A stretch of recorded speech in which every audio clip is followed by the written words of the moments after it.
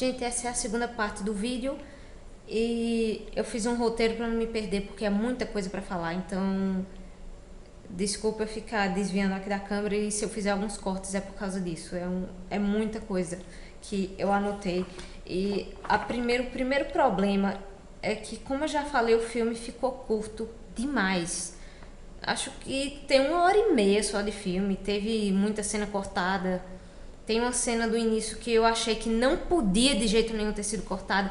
Ana ia cantar até uma música chamada Home, que ela não tá no filme. E essa música mostraria todo o amor dela por Arendelle. Não explicaria ainda por que Elsa deixou de ser rainha no final, mas daria algum sentido a Ana ser a nova rainha. Já que eles pularam a história do livro e a gente fica sem saber por quê.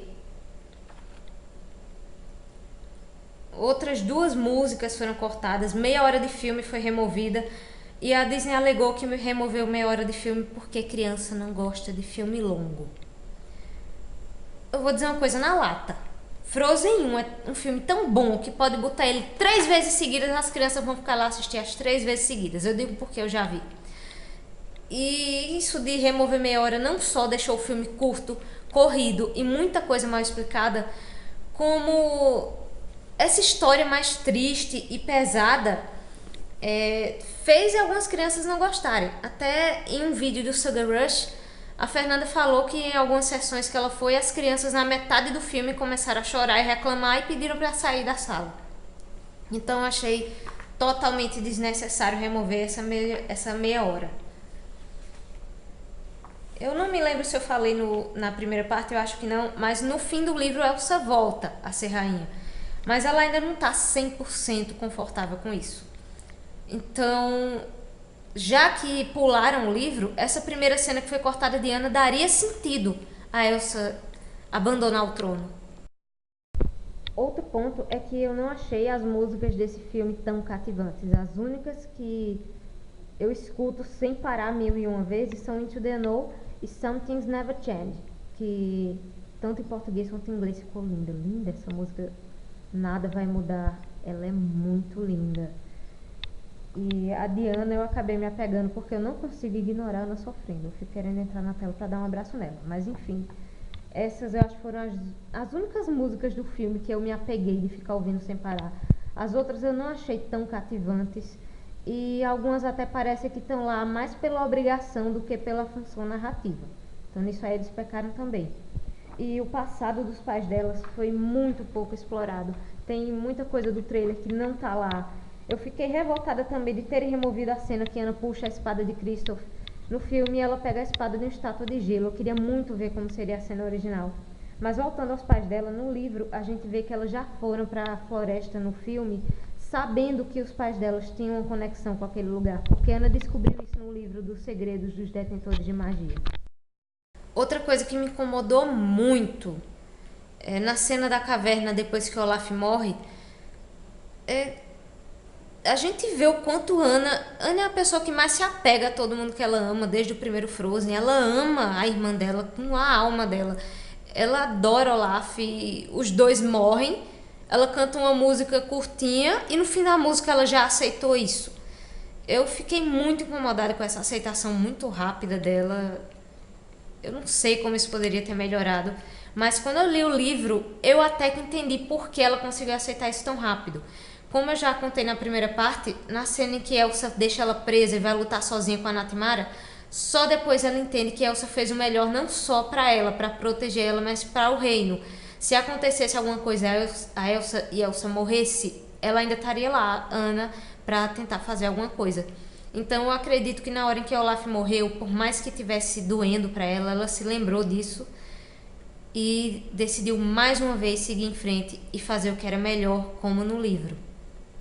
Outra coisa que não deixou claro no filme, na cena pós-crédito, se Olaf morreu por ser uma criação de Elsa, então Marshmallow e os Baby Snows devem ter morrido também e o Castelo de Neve se derretido.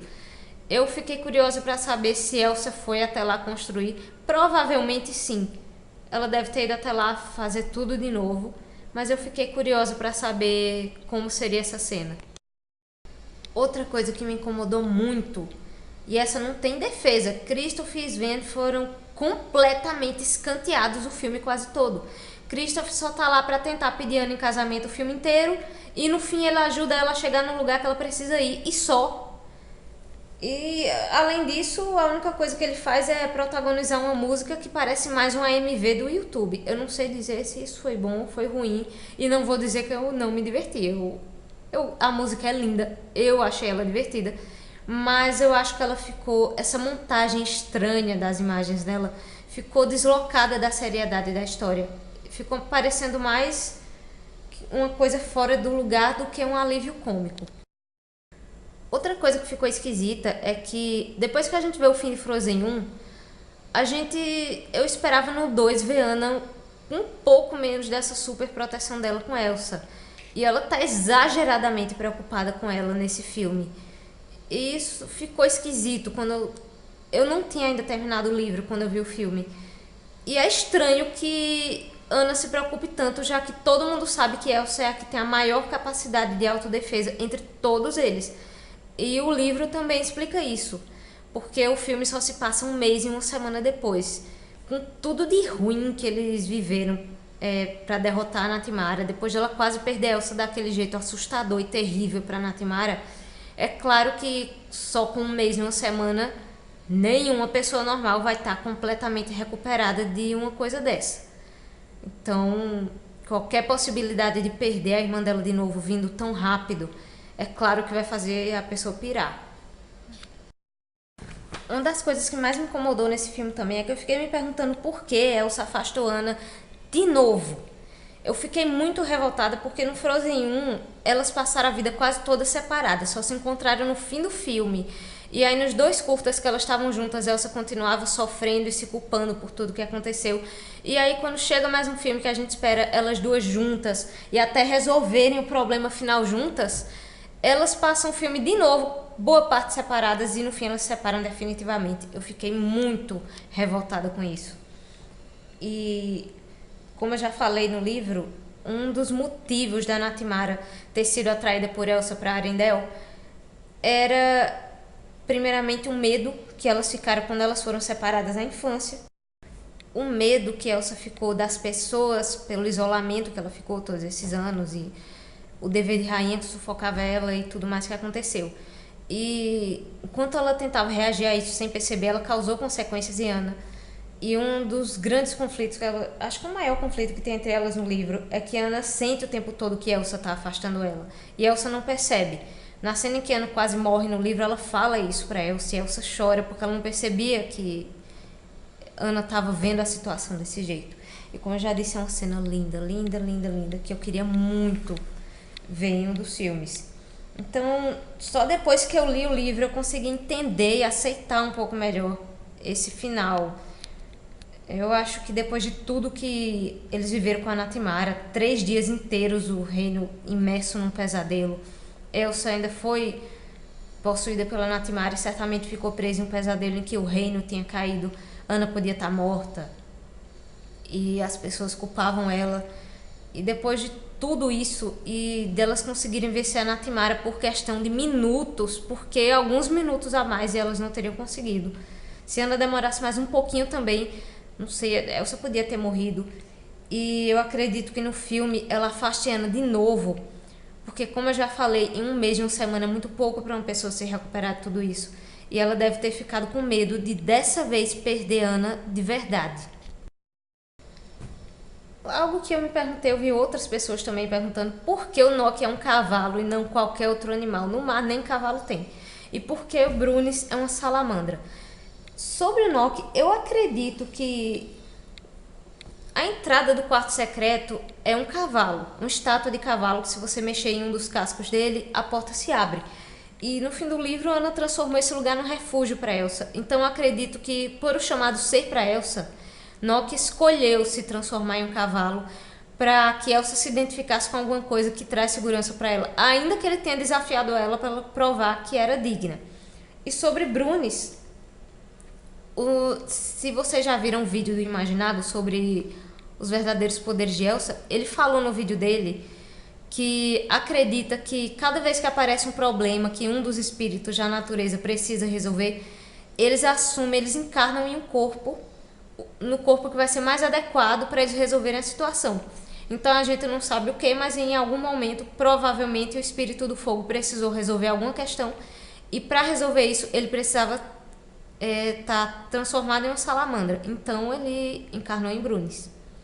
E no vídeo ele também falou que acredita que tanto Elsa quanto Brunis, quando eles morrerem, o espírito vai ficar livre de novo, como Nock, Gale e os gigantes de pedra.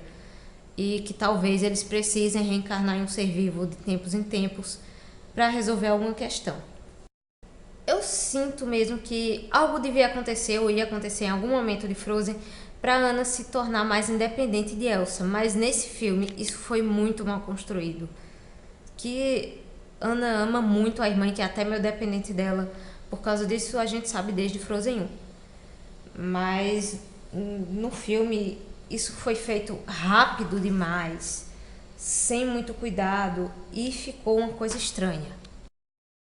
Talvez se não tivessem cortado meia hora de filme, isso tivesse ficado melhor colocado. Mas falando sobre o livro, apesar de Anna ter se preocupado muito com a irmã ao longo de tudo que aconteceu, especialmente quando ela descobriu que Elsa, e não ela como ela pensava, é que tinha invocado a Natimara, o livro colocou ela em situações que ela não tinha nenhuma outra escolha senão tomar decisões importantes sozinha. No fim do livro, apesar delas continuarem juntas e muito conectadas, a gente percebe que Anna cresceu e tá mais independente. No final do filme isso foi feito do nada, às pressas, e ficou uma coisa... mais uma coisa que parece que tá fora do lugar. No filme, Elsa desiste de ser rainha só porque descobre que é o quinto espírito, e isso não faz nenhum sentido, porque é só isso. Não tem nenhum grande impedimento físico, nem nada que impeça ela de continuar sendo rainha, de voltar a Arendelle. Isso é uma das coisas que mais me deu raiva. E só no livro, como eu já falei várias vezes durante esse vídeo, a gente entende que o dever de rainha sufocava ela, por mais que ela se empenhasse que ela fosse uma boa rainha. E isso foi uma das coisas que mais fortaleceu a Natimara. Ao longo de todos os anos em que Elsa tinha que enfrentar reuniões cansativas e falar com várias pessoas e resolver muita coisa, mais ela se sobrecarregava, mais ela se sentia mal por não ter muito jeito para conversar com as pessoas. E cada vez que ela sentia isso, a Natimara se fortalecia até que chegou o dia que ela conseguiu se materializar. No começo do livro também tem uma cena super fofa de Anna passeando pelo reino, e a gente vê o quanto Anna ama Arendelle. Ela conhece todo mundo do reino, ela fala com todo mundo na vila, todo mundo fica esperando ela passar de manhã. E isso, junto à cena que foi cortada do começo do filme, dá ainda mais sentido a Anna ser a nova rainha. Outra pergunta que não quer calar é por que a voz esperou esse tempo todo para chamar Elsa, se ela teve toda a vida de Elsa para poder fazer isso. A gente descobre no livro que a Natimara persegue Anna e Elsa desde a noite do acidente. Quando, já na noite em que aconteceu, o medo de Elsa ficou tão grande que ela não conseguiu conter, a Natimara começou a se alimentar dos pesadelos de Anna. E uma coisinha também que só é falado uma ou duas vezes no livro, mas que é uma coisa importante: quando a Natimara se aproxima de qualquer pessoa que não está ainda zumbificada, ela começa a provocar pensamentos ruins nas pessoas para induzir-las a ficarem com medo. Só por curiosidade. Então acredito que a voz se absteve de chamar Elsa todo esse tempo, porque com a Natimara no encalço, não só a Natimara podia ser acidentalmente atraída para a floresta, como Elsa ainda teria um peso muito grande nos ombros e muita coisa não resolvida, e isso atrapalharia o caminho que ela teria que seguir. Outra coisa que me incomodou é que eu amo dublagem, eu adoro a nossa dublagem. A gente tem um dos melhores dubladores do mundo. E a adaptação desse filme não ficou boa como a do Frozen 1. Muita coisa em português perdeu sentido, ou não perdeu, mas ficou distante da pista que poderia dar a gente. Até nas músicas mesmo. E em português o filme acaba e você nem fala o nome de Brunis. Eu não sei se na versão legendada mudaria isso, porque depois, por algum motivo desconhecido, a partir do terceiro dia de sessão, todas as sessões legendadas desapareceram na minha cidade. Eu vi o dublado com uma amiga e quando eu ia ver o legendado, todas sumiram. há possíveis referências ao livro em Into the Unknown. Quando Elsa fala que ela tem medo do que ela vai arriscar se ela seguir a voz e que ela já teve a aventura dela e ela não precisa de uma nova, ela não tá falando de Frozen 1, ela tá falando de tudo que eles viveram no livro A Floresta Sombria em busca da derrota da Natimara. Até porque, vamos combinar, pra Anna até que não, mas pra Elsa, o que aconteceu no Frozen 1 tá mais pra cara de atentado e perseguição do que aventura. E o fato de Elsa do nada, no meio da música, parecer que mudou de ideia e agora ela quer seguir a voz, eu acredito que seja por uma coisa que Anna falou pra ela no momento que elas derrotaram a Natimara, que não se deve nem ignorar e nem lutar contra seus medos, que isso acaba fazendo eles crescerem de maneiras estranhas e impossíveis de serem controladas antes que a gente perceba. A coisa certa a fazer seria aceitar qualquer medo que você tenha e aprender a conviver com ele. E quando Elsa fala no final que Anna salvou ela de novo, ela também não está se referindo só a Frozen 1. Ela está se referindo ao final do livro. Porque se não fosse Anna, a Natimara teria ganhado. Alguns minutinhos de demora de Anna e tudo teria se perdido, como eu já disse. Mas não fica claro o que aconteceria exatamente se a Natimara vencesse. Eu acredito que as pessoas e os animais continuariam zumbificados até morrerem de inanição, já que eles não estariam comendo, nem bebendo água, nem nada, enquanto eles estão lá presos nos pesadelos, seja dormindo como os animais ou andando como zumbis assassinos, que nem os arendelianos. Quanto a Elsa, eu não tenho certeza se ela morreria instantaneamente, se ela, por ela ser o centro da maldição da Natimara, ela resistiria mais tempo do que os outros, se ela se transformaria na própria Natimara. Isso não fica muito claro. A cena em que Anna entra no castelo e descobre como derrotar a Natimara é uma das cenas mais lindas do livro. É a cena que eu tenho certeza que se tivesse no cinema, ia ser essa cena que eu ia me desmanchar de tanto chorar no cinema. E eu não sei por que a Disney pulou esse livro maravilhoso. Eu não sei se eles pretendem fazer uma série mostrando a história do livro, como eles estão fazendo com Enrolados. Enrolados outra vez, por sinal, a série tá muito boa, tá muito bem feita. Eu não tô conseguindo acompanhar ela muito bem porque o canal que passava aqui em casa não tem mais e não tem muita coisa na Netflix e algumas coisas a Disney tá tirando por causa do Disney Plus. Mas, por favor, Disney, faz um filme. Não me importa que o filme seja inteiro flashback, mostrando o livro. Não precisa nem dizer que é flashback, só no final mostrar que é uma lembrança. Pronto. Ou faça uma série, por favor.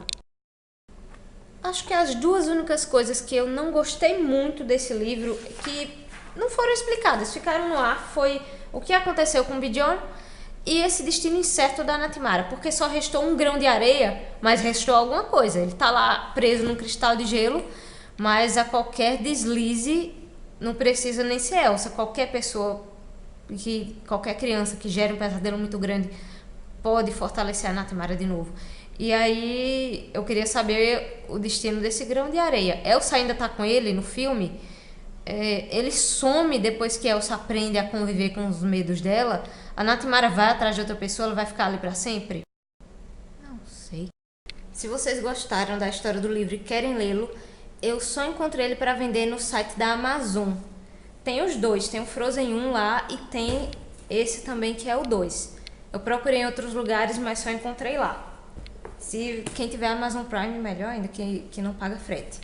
Se vocês gostaram do vídeo, deixa o like, compartilhe e continue acompanhando, que eu não tenho muito tempo para postar tantos vídeos, mas sempre que tiver eu vou colocar alguma coisinha aqui.